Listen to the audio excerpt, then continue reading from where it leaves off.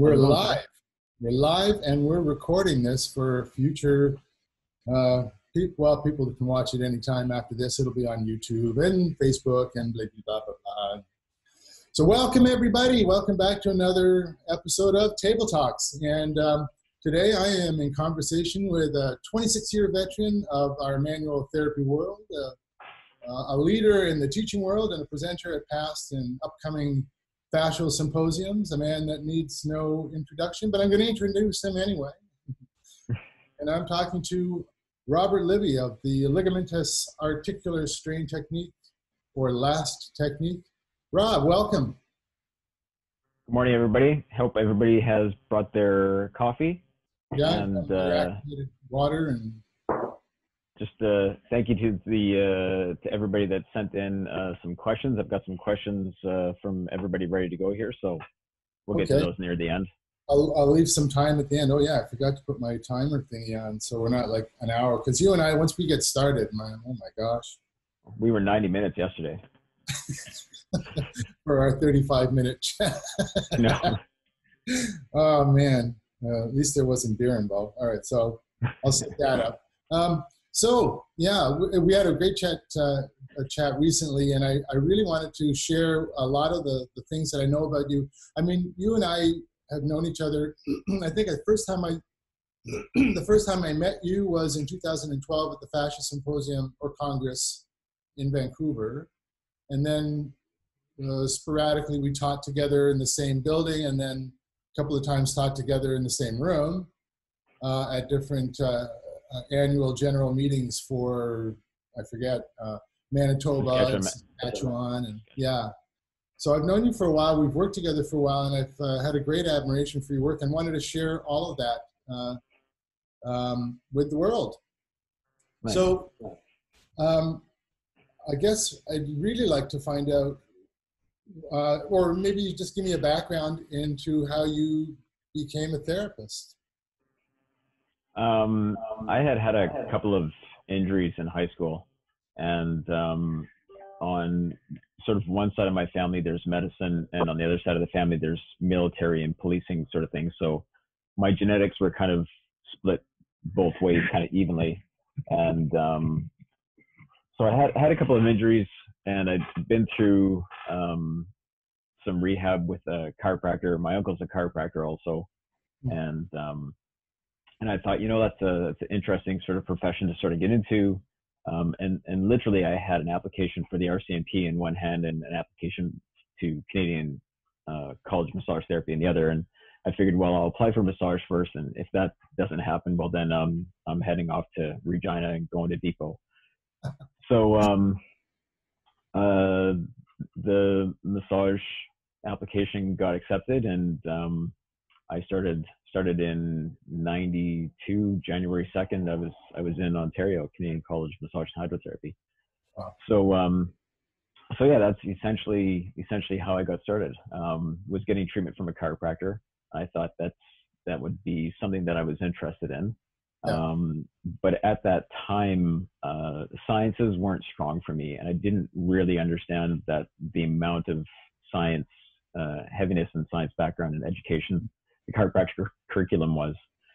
So that chiropractor had a registered massage therapist working with him, and I thought, oh well, I've never even thought of that before. So I discovered that there was a school in Vancouver, and they had a weekend introductory course. And on the very first night of that introductory course, I fell in love with it, and I had no plan B. That was my plan A, and that's what I was doing. Nice, all in. Yeah. Nice. Yeah, there was no looking back. And so you just immediately, from school, you just went straight into your own practice, or?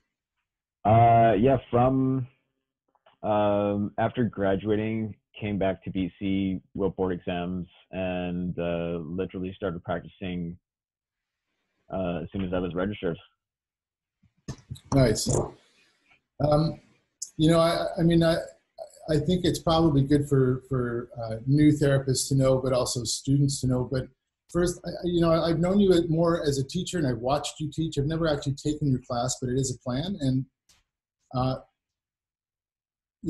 having taught myself for 15 years, You know, I know the ups and downs that I've gone through, but I'm not a very strategic thinker. I just kind of give it all away from the heart. And I watched you teach, and I thought we kind of spoke the same language. I'm fascinated to find out how you act. What was the journey that led you to becoming a teacher? Because you seem like a real natural, and you know you've got so much information, and I'd love to know how that happened. Well, looks are deceiving. It, it's it doesn't come natural. And as far as smarts goes, that's just a lot of consistent work on a daily basis. I was aware that the education that we all received outside of at college was sort of the base, and that there was a lot more to it. So I just started investigating with different practitioners, physios, other massage therapists, chiropractors. I started looking into what other medical professions were doing in order to help my patients, so that I could learn about what they were doing, and I could use those people as a resource for referrals, but also to educate myself and to help educate patients. And then I found a number of medical professionals that I liked how they taught and the information that they were providing, and I would just take all their courses.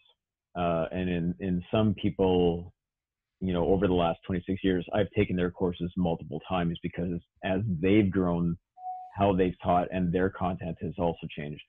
So I was able to grow that way also. So I'm kind of a nerd as far as taking postgrad courses go. And like this past year, even with the injuries that I'm rehabbing from, I've got over 100 credits for education. So just a constant learner, right? You just have to be a constant learner, because everything is changing. You have to keep up to date with all the current evidence-informed research for manual therapy and medicine. So I had a number of patients, and I was actually treating a lot of massage therapists as patients at the time. And they were sort of, communicating to me. It's like, hey, you know what? You do a lot of reading. You know a lot about a lot of stuff. You should probably go and teach. The colleges are always looking for instructors. So I applied to West Coast College Massage Therapy, started teaching there 2000, 2001, and quickly learned that although I had a lot of education and knowledge in my head, I had zero skill getting it out of my mouth and into a student's head and making a connection with the students. So there were a group of us at the time at West Coast College that we were enrolled in the Provincial Instructor Diplomas course. And that basically teaches you how to teach your profession. And going through that course was absolutely just an amazing experience. Any of you that are out there right now that are educators that think you know how to teach, you don't. The Provincial Instructor Diploma course, it teaches you how to set up your lesson plans and curriculums and exams and questions, and it's just a fantastic course. And once I took that and I started rewriting the lesson plans and curriculum for the courses that I was teaching, then you start honing your skill of making a connection with students and making sure that you connect with all the different learning styles and disciplines and Right. so on and so forth. So it's not just sort of coming out like a yeah. So even though it looks like it's a natural thing for me, it's actually very strategic and it takes a lot of work. Yeah, it's a learned thing. I kind of learned it the hard way. I realized that passion and knowledge do not a teacher maketh. It's good to have, but when talking about shit and yeah, it's good to have the passion and the knowledge, but when you start teaching from ego and attitude, then you lose the whole class and you're not making a connection, and you're kind of there for the wrong reasons. Yeah, we've all learned from those people. So, what was the name of that course you took again? I'm gonna put it I'm gonna post it afterwards so everyone can see what. It was in BC. We have it. I think it's through. I can't remember who it's through, but it's called the Provincial Instructors Diploma course. Okay, I'll find it and I'll post it. Yeah, PID course. PID. Okay, awesome. That's what a journey. So what were some of the I mean, I can kind of assume what the highlights of being a teacher are, but what are the challenging elements of being a teacher? I think the challenging elements for being a teacher are just making sure that you connect with, let's say there's a basic four adult learning styles. There's more, but for simplicity's sake, we'll say that there's four. And it's important as an instructor that you recognize the kind of learning style that you have, because that's going to be your strength that you're going to teach to. But then you also have to recognize that, that makes up 1/4 of the class. So you have to figure out how to connect with the other 3/4. So there's different strategies and ways to do all that kind of stuff.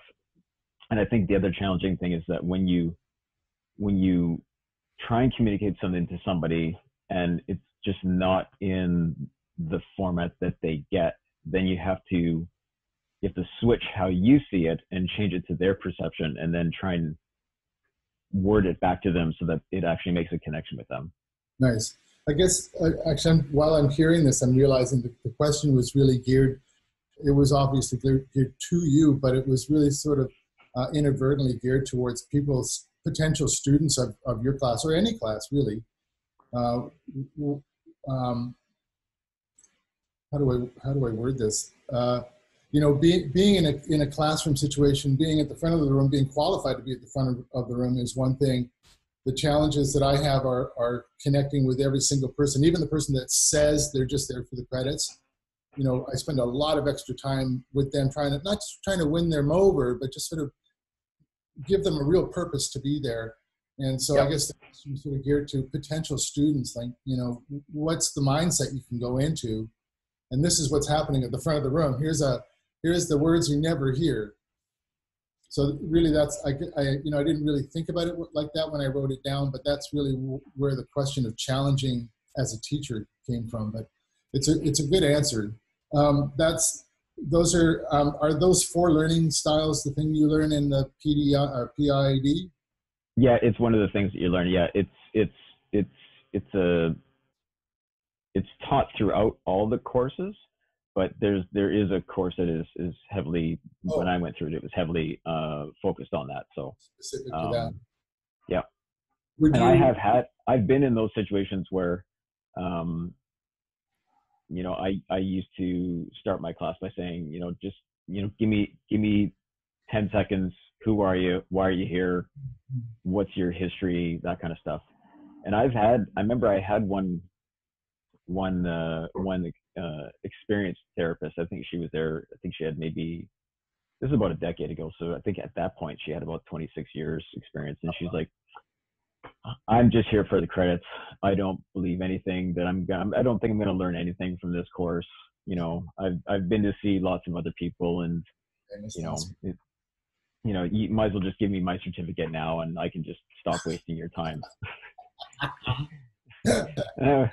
And I was like, okay, challenge accepted. You're now the guinea pig.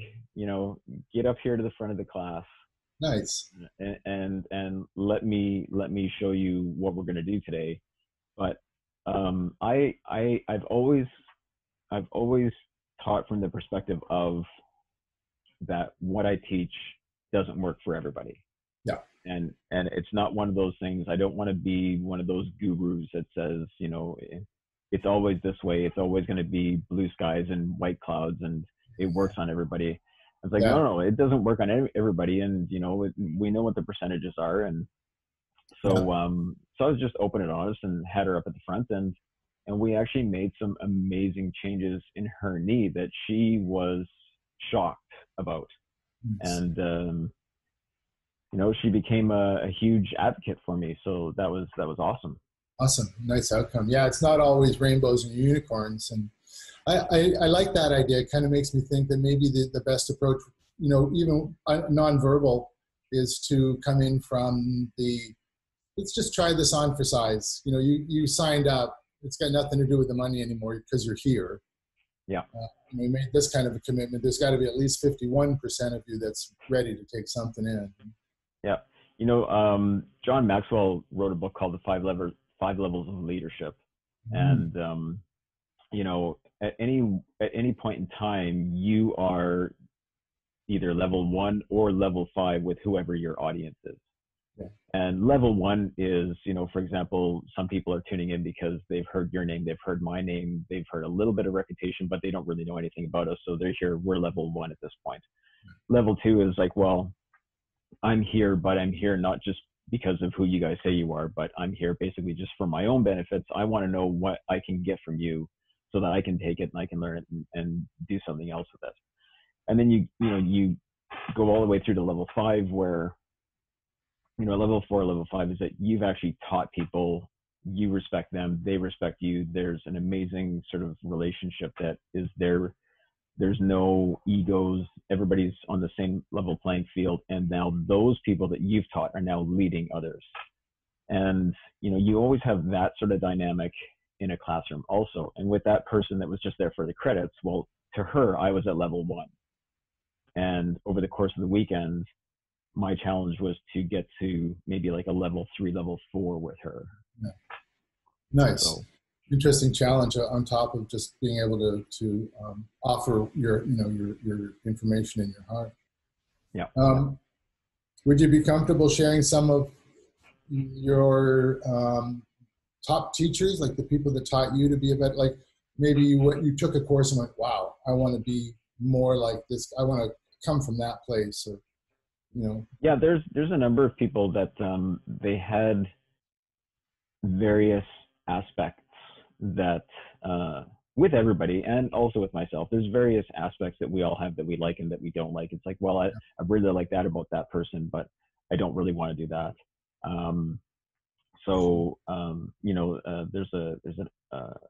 I'm very proud to call this guy a good friend of mine and a mentor, but there's a therapist out here who's been practicing. He's into his mid 30 years, almost 40 years now. His name's Natalie Rayo. Natalie teaches a fascial mobilization class. He's been teaching it for forever. He's taught at the college level for a number of years. So Natalie is just, you know, huge, amazing passion. Just his attitude of how he comes to a patient or to a student and working with the tissue. It's just always very calm, very collected, very respectful of everybody in the room.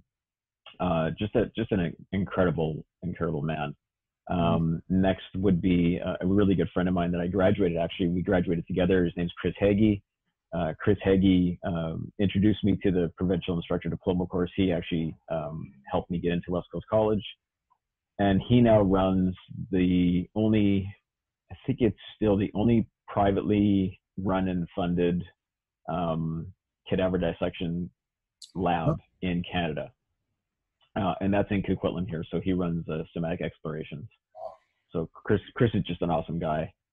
And then a lot of people that I've just sort of watched through, like personal development and that kind of stuff, have been sort of influencers and motivations for me also. So, but there's we both have a list of people that we just completely hated being being taught by.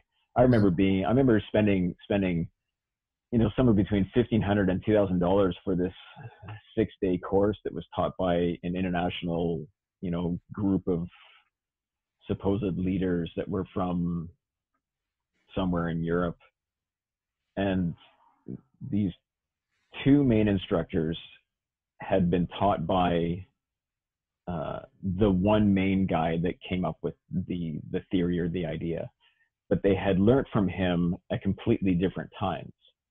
So like I said, I've taken some courses, 2 or 3 times. I've followed people through their career because they've grown through their career, their perspectives have changed. Well, that's what happened with these two. One person took it at the beginning, and one person took it maybe, after this guy had been practicing for 20 or 30 years. So they had completely different perspectives about how things should have done. And they had an argument in front of the class where they agreed to disagree.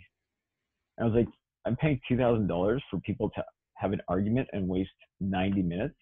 Yeah. So, we've all got those experiences. Yeah. And it's either that, or it's the, like you said earlier, the this is the way it is thing, or the hyping the class with group hugs and high fives. And it's like, let's just get on with it. Yeah, I know what you mean.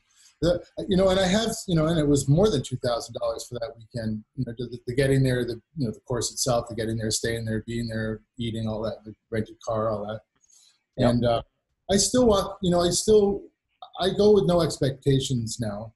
I love being wowed, but I go with no expectations, and even if it's like, I'm just cringing inside or rolling my eyes, or I want to leave because it's just like in my head. The second I say, this is a huge waste of time, I stay to the very end, and I'll fight tooth and nail to get one pearl out of the guy, And it's all my ego versus their ego. So, I know what you mean about, the courses that we love and the courses that we don't love, but I still learn something from those.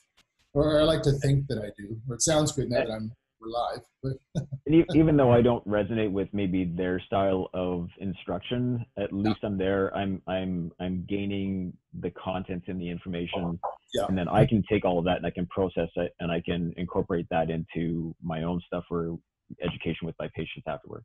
Yeah. It's still worth it, but it's not a good environment to have to acquire that information. Yeah, I agree. So I'm just thinking now, what having been a teacher for this long, probably decades, 20 years now, I think, is it, teaching? I think I started teaching I started teaching at the college level at 2001. So, oh shit. Okay, so yeah. Oh, it is 20 years. Yeah, pretty much. How did that change your treatment, being a teacher, when you're in treatment? Didn't really change what I do. It just, as we know, we all use our hands. We all treat soft tissue and different densities and of tissues. And we all pretty much do pretty similar stuff. We all do joint mobilizations and passive range of motion and active assisted, and we all do all that kind of stuff. How you connect with that tissue, that's a skill that needs to be learned and practiced. So I think manually what we do is probably pretty similar, but how you perceive it, how you come to it, how you explain what you're doing, that sort of knowledge, how you present yourself in that environment. We all know the research basically shows that we actually have more influence with what we say and how we say it and how we react with the patient and the environment that we set up than what we do with our hands. Yeah. We talked about this yesterday with patients. They have certain thoughts, beliefs, and expectations that they're coming to you. Either they've never seen you before, they've never had a massage before, or they've had some type of experience with some type of medical professional in the past. So we always have to sort of work with that and do that. So in some cases, for me, it's important that I make a connection and that we have a nice I'm trying to build a rapport. Like a very balanced therapeutic relationship. Like typically with a therapeutic relationship, there's this power sort of imbalance that is present, and I try and balance that out as much as I can. So that brings up other questions. Like there's two. Is how do you work? Like, are you working to try and resolve the pain issue that they came in with, or do you work globally? And then you mentioned something else. I'm just going to write them down. But the other one was your involvement with the client. So first, how like when you're in clinic and somebody comes to you with something, I've had this pain on and off for 18 years, blah blah blah. How do you? What's your approach to treatment of something hard like that? So I've done a lot of reading and a lot of watching and sort of content acquisition from the San Diego Pain Summit. For those of you that are out there, San Diego Pain Summit is just absolutely awesome for education. They've actually got an amazing sort of deal on right now where for a very small amount of money, you can acquire, you can stream all their videos for I think it's like the last 4 or 5 years of pain summits. And they bring in leaders in pain science and research and so on and so forth. So amazing thought leaders for pain. So having an understanding of, let's say having a basic understanding of how pain works, because we're still sort of exploring and understanding all that stuff.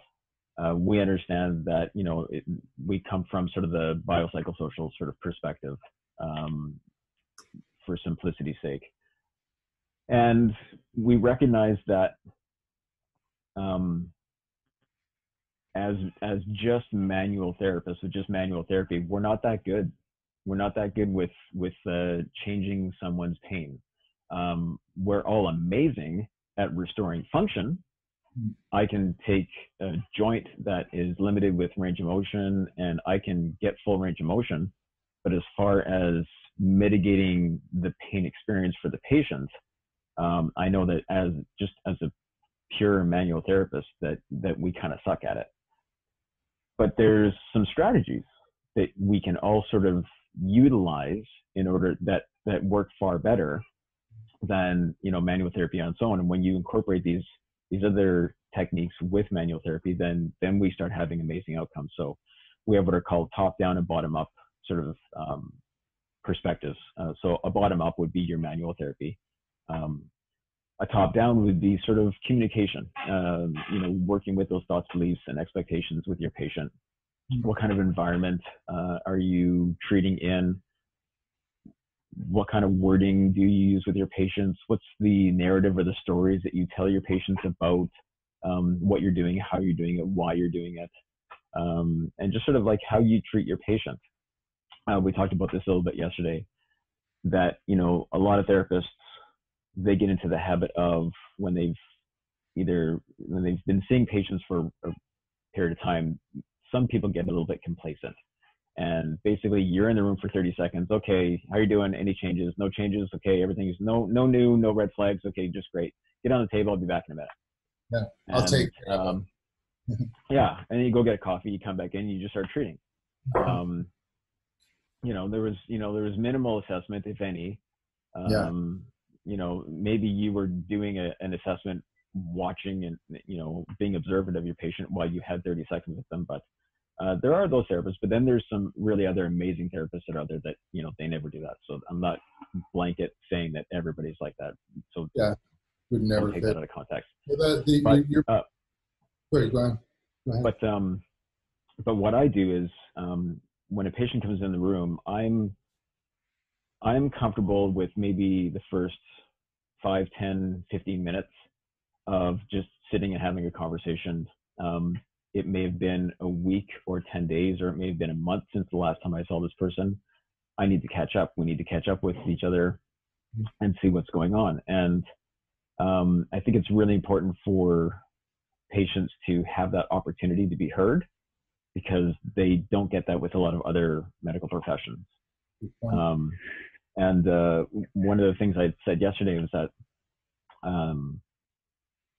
more so with new patients, because my regular older patients, they've come accustomed to how I work.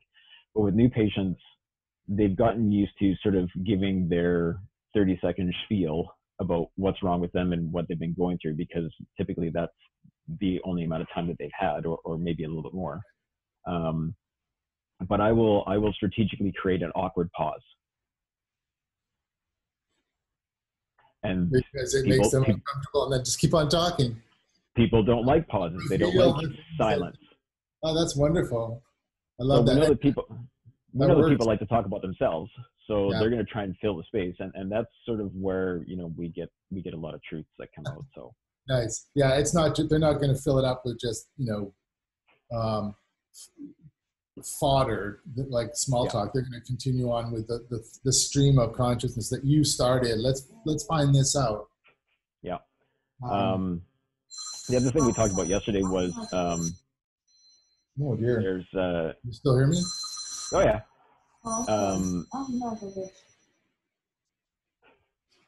Sorry, that was my phone. Can you still hear me? Oh yeah, that's good. Yeah, sorry about that. That's okay. Yeah, so there's another thing that I think would be really beneficial for a lot of clinicians that are out there is to take a motivational interviewing course. I sent you the link yesterday, but Paul Burke is a motivational interviewer instructor out of Victoria, British Columbia, who's just absolutely awesome. So in motivational interviewing, it actually educates you on how to structure sort of a conversation. And not necessarily, when you say motivational interviewing, it sounds like I'm doing like Tony Robbins' personal development, where it's a lot of sis boom ba and fist pumping and stuff. And it's not. It's how to strategically take what your patient is saying and just sort of just trying to build a framework within which to. Yeah, you have to sort of. It's more of educating them about what information they have provided to you, and allowing them the opportunity to sort of be able to choose options that they may or may not have known were available to them in order to go in a direction that's going to improve their quality of life. Nice. And we can do that with, we're not counselors, we're not psychologists, we're not psychiatrists, we're not stepping outside of our realm at all, because we're not the ones that are providing direction to the patient. With motivational interviewing, the patient or the person you're talking to, they're always directing the conversation. So that's really awesome. I'll put that on the list at the end, or I'll, when I'm not sure. There's a bunch of questions that kind of answers a bunch of different questions that I had in my head, which was like client participation is clearly like more than important to you. It's crucial. I mean, you won't just, no one ever just receives a treatment from you. You insist on like that participation, edification, and for, even if it's just for their own brain to start processing the information, then it's that which starts to the healing process for themselves. And I find that really important. I'm always enamored by people that do that and how they talk about it, and that helps me a lot to hear that, because sometimes as therapists we kind of live in a bubble, especially as teachers. People sort of have this image that you got it all together, and I'm constantly learning, and so to hear you say that really helps me a lot, because sometimes at minute 10, thinking this is going to take 4 or 5 more minutes, am I wasting time? And it's all such crucial information when they say, oh yeah, and I had this surgery, but that was 40 years ago. It's like, oh, tell me more. I need to know this information. So thanks for that answer. It's really good. Do you on that theme, do you issue correctives? Like you do the work, you're talking about the work, you're explaining the work, this is the work, these are the results, and then they leave? Or you say, now I'm going to email you your homework, or we're going to videotape the correctives that you're going to do them, and I'll know if you haven't done them. Yeah, I've got a circle of other medical professionals that do like active rehab. They just do it better than I do, and they get paid to spend that time with the patient and so on and so forth. So there's a number of times where I'll be with a patient, we'll be talking back and forth, and I'll say, who's perfect for you is Paul. So I'm going to give Paul a call, and he's going to be able to, he's way better at it than I am. I want you to see the person who's going to do it better than me. So, I'm going to pick up the phone, and I'll just call the person at that point. It's like, hey, Paul, I got Bob in front of me. Bob's got this. I'm making the referral to you. You guys can have a conversation. If you like each other, then you guys can continue the, That must be such a confidence builder for the client to have not that you have that person, but you take the time like right now to take care of this. Not, I'll call them later and I'll send you the coordinates. It's like, let's do it. Yeah, I'll typically say to the patients, like, hey, I've got somebody that I think would be really good for you. Either as a chiropractor or a physio or an active rehab or a kinesiologist or a stretching coach or somebody. Hey, would you mind if I give him a call right now? If you don't want me to take up the time in the treatment, then I'll call him afterwards. But I'm just going to let you know that, if you want, I will call them for you, and you'll hear back from them today or tomorrow. Nice. That's really awesome. Really glad to hear that. So I do that, but I also, like we've got some amazing therapists in the office that we work with, and I've got some amazing therapists outside the office that I work with, and there's a lot of times where I will, you kind of when you've been with a patient for a while, you tend to lose perspective, and there's a lot of times where it's like, you know what, I can't see any longer. I don't know what I'm looking at. I've lost perspective. I need a new set of eyes. Yeah. So I'll just bring in another therapist, or I'll refer that patient to the other therapist, and then sometimes we'll get all three of us in a room. Yeah. I love and then that. We'll get and then we'll collaborate, and the patient ends up benefiting from it in the end. So yeah, I love that. I love I've heard myself say the line, I can't give you 100%. It's been 5 weeks or a couple of months, and it's like, just hang on a sec. Are you okay with somebody else coming in the room? They're like, I don't know. I don't know what's going on. And you bring them in, and then within 5 minutes, this other person's like, bing, bing, bing, bing, bing. Did you try?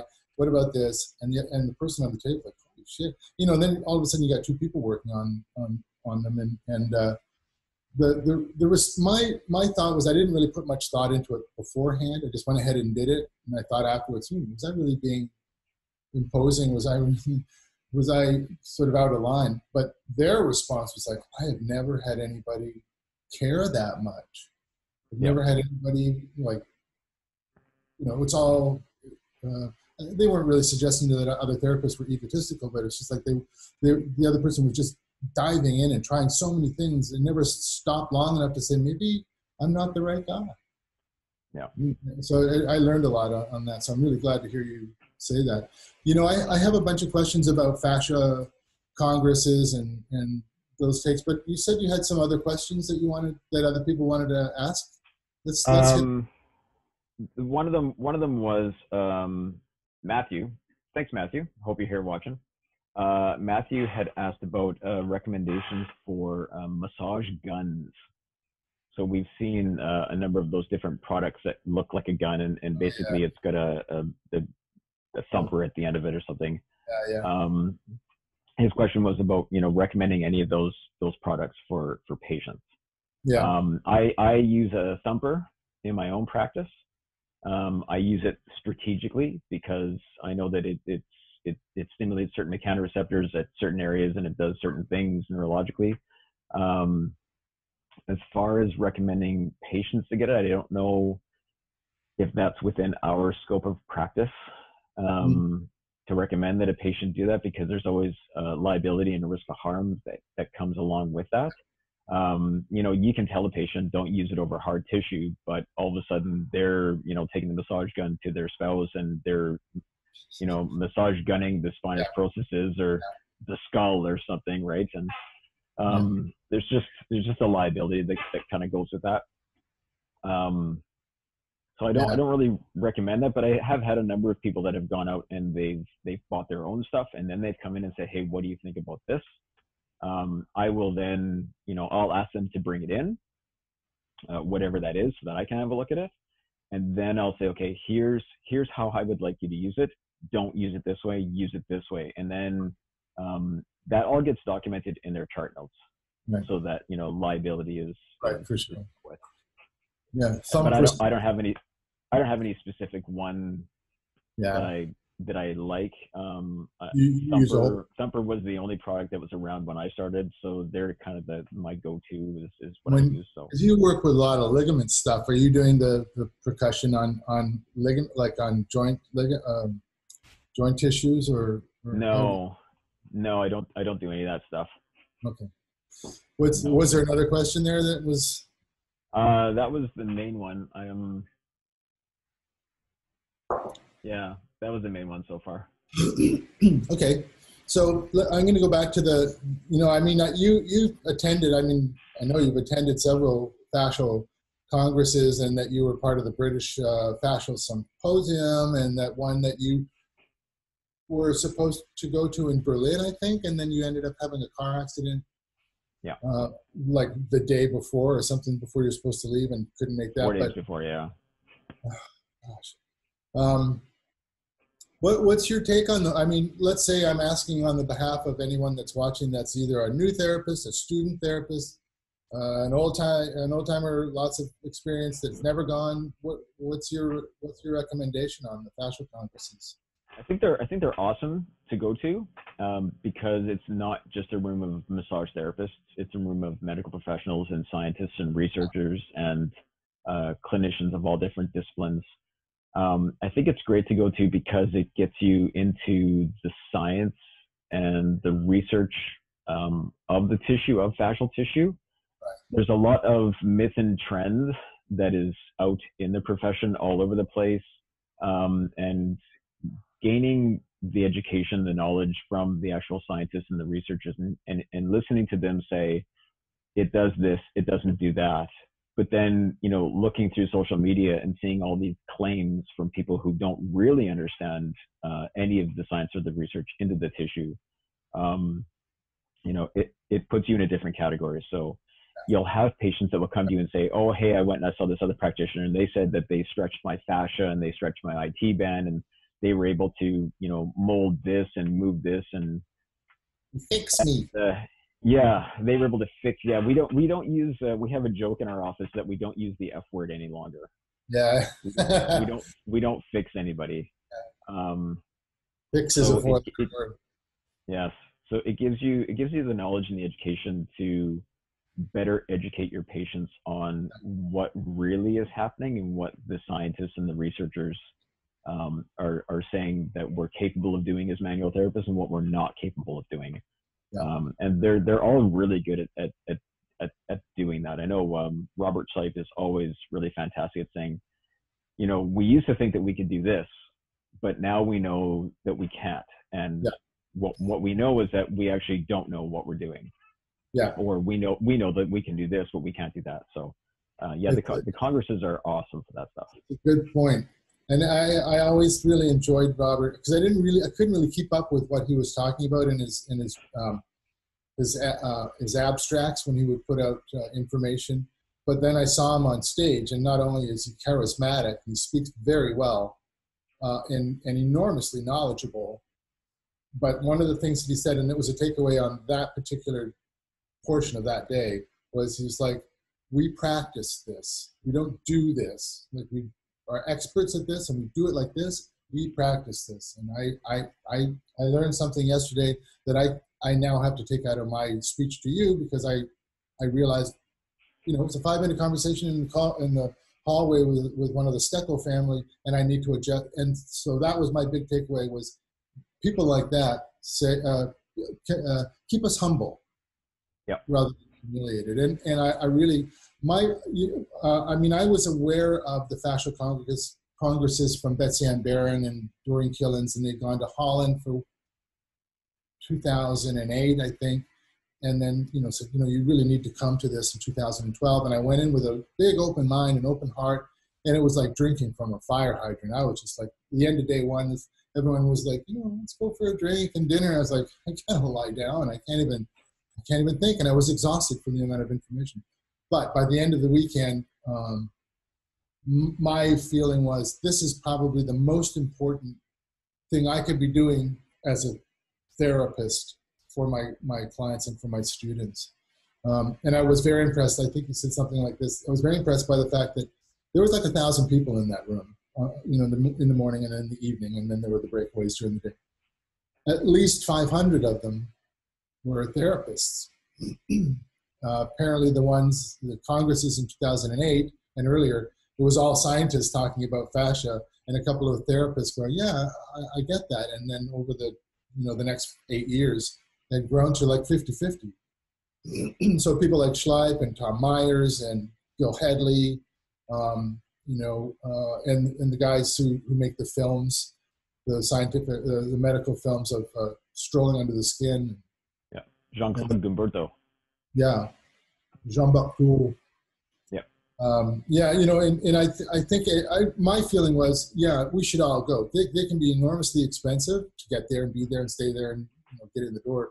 But, it was worth every cent for me, being able to have that kind of confidence and make those contacts and have 5 minutes with somebody like Bill Headley and just be part of a crowd of people listening to him talk. And he doesn't know me from Adam, but he changed my life and in my therapeutic life and a little bit of my spiritual life. So I What's think really cool is that the Fascial Research Society, once you're a member of that, they put on webinars with Steckos and Schleip and Gil Hedley and a whole bunch of other researchers and practitioners. They put on webinars free and paid throughout the whole year. So Robert Schleip and Carlos Stecco, they just actually within the last couple of weeks, they just had their own individual webinars on how fascial tissue is connected with the autonomic nervous system and the communication that happens back and forth and the influences and so on and so forth. And they're presenting all of their research. So it's awesome. And with Carla, with her stuff, she said, the stuff that she was presenting in that webinar, it hadn't been published yet. So it's in press. It's getting ready to be published. So it's pretty awesome to be able to have access to that. Yeah. Yeah, I am a member of that, and I have seen those. Yeah. Did your treatment shift at all after you went to your first, or after any of the congresses? Actually, my treatments changed. I had the fortunate opportunity to be in the cadaver lab with Gil for about 4 years, and then to be a teacher assistant of his, like many others have. It's just an awesome experience. And my treatments changed after the first week in the lab, because we were taught at school, technique A applied to tissue B gives you result C. And when we got into the lab, we started testing the technique to see if technique A actually contacted tissue B. And when we realized that it didn't, how the hell were we getting result C? How was that happening, right? Yeah. So it was kind of funny. My friend Chris, who runs the Somatic Explorations Cadaver Lab in Coquitlam here, I remember calling him at the end of the Monday, the first day back after the week in the cadaver lab. And I said, "Hey, did you see patients today?" He's like, "Yep." "Did you charge money today?" He said, "Nope." "Did you touch anybody?" "Nope." "Do you know how to touch anybody?" "Nope." So we had to sort of relearn how to apply manual therapy. Wow. to whatever tissue. So that was back in 2004 or something like that. Right. So and that happened for 4 years in a row, where we would test out techniques and see what we could get to and see what we could influence and we could touch. We now know that you can only touch the skin and you can influence everything else underneath it, and that there's a large neurological component to everything that we do. So my treatments changed with the cadaver lab experiences, but then my treatments also changed once I started following the San Diego Pain Summits and learning all about pain and pain science and the neurological influences and stuff. And that changed how I treated also. Nice. Not just with my hands, but how I communicated. That the Pain Summit had a huge influence on me. One of the places that the question came from was, I learned a lot about, a lot of different things. It took me a while to process all the information from the Congress, but one of the things that I learned from you back in 2000, I think it was 2013, in one of the AGMs, where you and I and Doug Alexander were teaching, and my class ended early, and I walked in for the last half hour of your day one. And one of the reasons that I called you a leader in the intro was you were the first person I had watched teach answer a question with a long pause and saying, "I don't know. Let's find out. If somebody in the room knows, then let's go for it.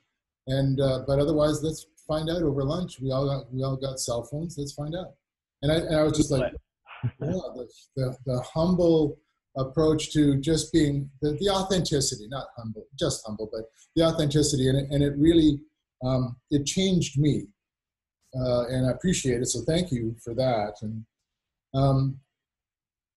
I guess we can probably keep going for another hour, but I wanted to find out. We'll take another 5 minutes, but your course, the ligamentous articular strain. Can you give me like an elevator speech of what people would get out of a course with you? Sure. So so the technique's not mine. I didn't invent it. It came out of American osteopathy. There's debate of who started it. Was it Andrew Taylor Still or was it William Sutherland? So I just blanket say it came from both of them, because William Sutherland was taught by, William Sutherland was taught by Andrew Taylor Still. So it's theirs. But I have updated the research and the science that supports the techniques, and sort of that supports techniques. So we've changed. I've sort of changed the narrative of the techniques. How we apply the techniques is still exactly the same. We still use the same principles as what gets taught in the classically trained last courses from the osteopaths. But what we've done is we've incorporated all the new research into pain science and fascial tissues and pain referral patterns and how we communicate and all that kind of stuff. So it's a very slow technique. It takes a long time to communicate with the nervous system and to make a change. We don't look at trying to fix anybody. We don't look at trying to create symmetry in the body. You know, this is an asymmetrical nonlinear feedback system. So it's asymmetrical. Things are bigger and smaller on different sides of the body. So why are therapists so focused on trying to make it symmetrical when it's impossible to do that? Yeah. It's just frustrating. So it's a results oriented, or you're trying to give a tool that can help. Yeah. There's been some amazing case studies that I've had and that my students have had, and then there's been some case studies where it was just kind of like, well, it didn't quite work. It's like, well, it did something, but it didn't have the impact that that maybe our ego had led us to believe that it would have, or it had an impact later. There's a lot of times where the nervous system needs time to adapt and make a change to a new normal. So yeah, I get that for sure. And sometimes it's like you'll introduce it and then you move on to something else and come back to it, and the body's ready, the nervous system's ready. So I'm going to post your courses, so people have a link to all that. But you're also a speaker at, what's coming up for you? You were supposed to do the British. So the British Fascial Symposium is starts in May 15th, 16th, 17th. It was supposed to be in London, England, but then the global issue happened, so they converted everything to being online. So I have, I think I've got Monday and Tuesday, so it's at the 15th, 16th, 17th, 18th, 19th, 17th, 18th of May. I've got 2 one-hour courses. The courses are going to be heavily sort of science-based in pain science and fascia, mechanoreceptors, pain referral patterns, that kind of stuff. And then anybody who registers with the British Fascial Symposium, they get access to everybody's courses for that week, and I think for a number of months afterwards. And once you register for that, there's a special link that you'll get to a page of mine where I've got the course manual, the webinar again, and then all the videos that I discuss in the webinar. So you'll have access to that link, which has all the videos, and you'll be able to take those videos and watch them, play them in real time, and so on and so forth. So yeah, British Fascial Symposium.